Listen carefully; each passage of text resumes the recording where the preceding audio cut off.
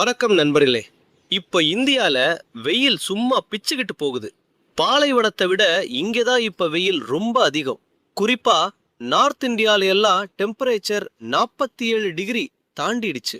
இதெல்லாம் ஏதோ சாதாரண சம்மர்னு நினைச்சீங்கன்னா அதுதான் கிடையாது. இதுக்கு பின்னாடி எல் நினோ அப்படிங்கிற ஒரு பெரிய விஷயம் இருக்கு.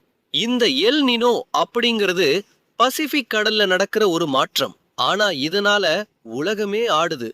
இதனால வழக்கமா வரவேண்டிய தென்மேற்கு பருவமழை இந்த வருஷம் ரொம்பவே குறைய போகுது. மழை சரியா பெய்யலன்னா விவசாயம் பாதிக்கும். விவசாயம் பாதிச்சா நம்ம சாப்பிடுற சாப்பாடோட விலை 8% வரைக்கும் ஏற வாய்ப்பு இருக்கு. அது மட்டும் இல்லாம இந்த வெயில் நம்ம உடம்பையும் ரொம்பவே பாதிக்கும். வழக்கமா வெயில் அடிச்சா வேர்க்கும்.